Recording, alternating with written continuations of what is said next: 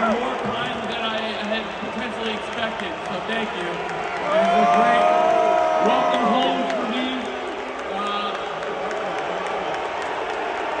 Okay.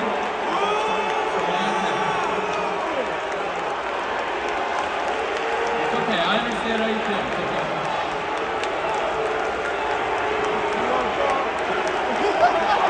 okay. Gee, I wonder who didn't see that coming.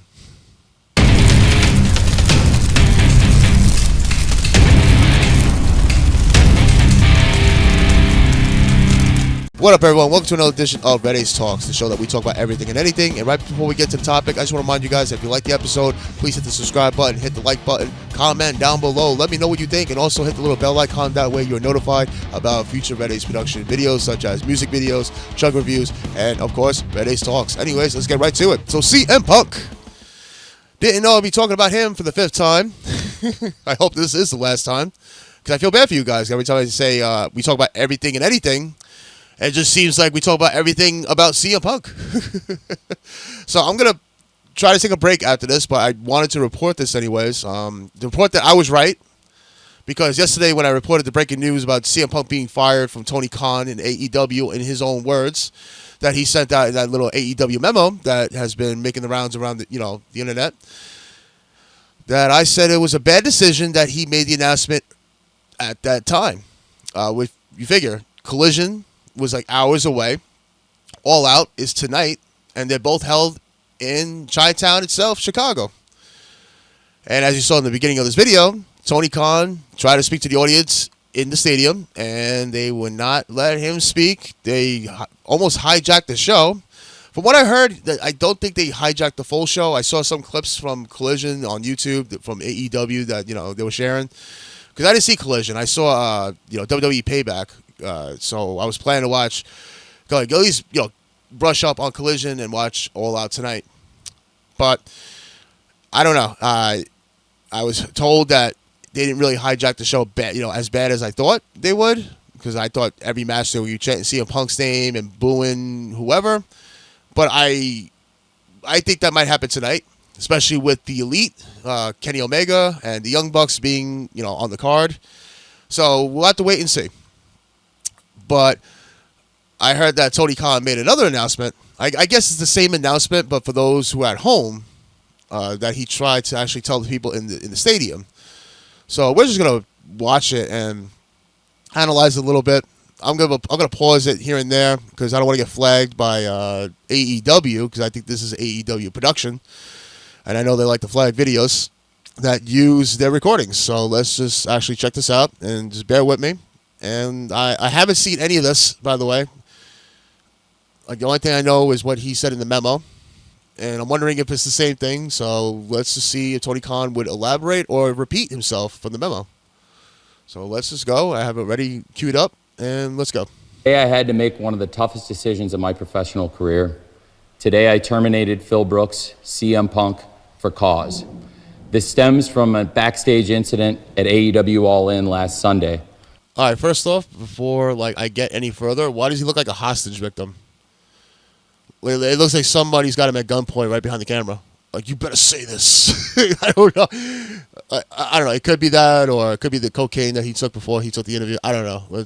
I'm just wanting to point that out. Like, look at his eyes. They're all bugged out. Like he's scared or something. Like something like a Resident Evil intro. But anyways, let's keep going. The incident was regrettable, and it endangered people backstage. That includes the production staff, the people who help put the show on every week, innocent people who had nothing to do with it. Basically, he means himself, because he has a lot of titles. If you looked at that memo, he has 5 titles in that memo. So he's like the Paul Heyman in ECW. He is the producer, the writer. He might be the cameraman. Either way, I mean, I didn't hear anybody else being in life like threatening way. Like, I didn't hear anybody else collateral damage. I should say, I didn't hear anything about collateral damage with anybody else. So he's the only one I heard that got the collateral damage with the monitors being falling on him from the scuffle. So I just really keep that in mind. Anyways, let's keep on going. I've been going to wrestling shows for over 30 years. I've been producing them on this network for nearly 4 years. Never in all that time have I ever felt, until last Sunday, that my security, my safety, my life was in danger at a wrestling. I'm sorry. Oh my God. Oh my security, my safety, my life was in danger.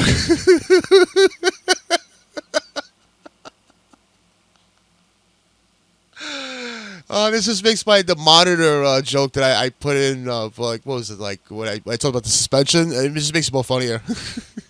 Because honestly, apparently, I don't know, because there were reports that CM Punk did lunge at him and threatened it, like he wanted to quit the company, but they said that was false. They said that was like a Brian Alvarez lie. So they said that was like a Brian Alvarez lie included with the whole Miro situation. So I don't know. It could be. It just proves that maybe that wasn't a lie. Maybe the Miro thing might have been, but not the whole lunging part, because life-threatening with monitors being fallen on you from collateral damage from him having a fight with Jack Perry is not life-threatening. I mean, unless Tony Khan is really that sensitive. I don't know. But I just wanted to point that out. Let's watch the rest of this. Wrestling show. I don't think anybody should feel that way at work. I don't think the people I work with should feel that way. Well, the elite tried to warn you. I had to make a very difficult choice today. The elite tried to warn you, pal. At the recommendation of a discipline committee here in AEW, as well as outside legal counsel, who delivered a unanimous recommendation. And I have followed up on that recommendation. I'm sorry to any fans who are upset by this. I'm sorry to anyone who's upset by this. Despite that, we're going to have a great show tonight on Collision, and we're going to have a great AEW All Out pay-per-view tomorrow here in Chicago. Last weekend was the greatest weekend in AEW history. This is the greatest week in AEW history. We're going to continue the great momentum here tonight on Jack Perry and Collision, CM Punk. and tomorrow night on All Out pay-per-view. Let's take a okay, that's it. All right, so I don't know. I thought it was funny with the whole life-threatening thing, because if the altercation, if it was a Brian Alvarez lie, because like a lot of people said that, then if we're only going by the monitors being, falling on him, because a lot of, that's the only thing that was legit that everybody said, then that's not life-threatening. It's not. But if it's the other one, where the lie is real, then that is life-threatening, because he, the whole rumor was CM Punk went to Tony Khan, lunged at him, and said, "I quit."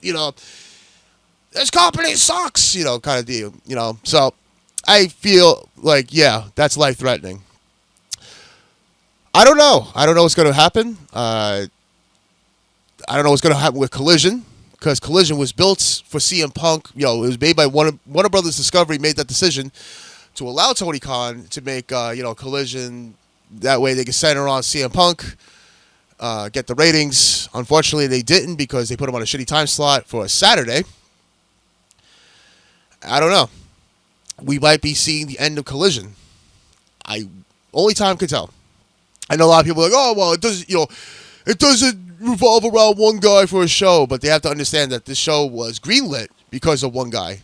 Due to the network, they agreed to give Tony Khan an additional 2 hours just to have another show, because they looked at the math. CM Punk, which is being reported that he is the top merchandising seller above the AEW logo, which that's the second one, and I think Orange Cassidy is number 3.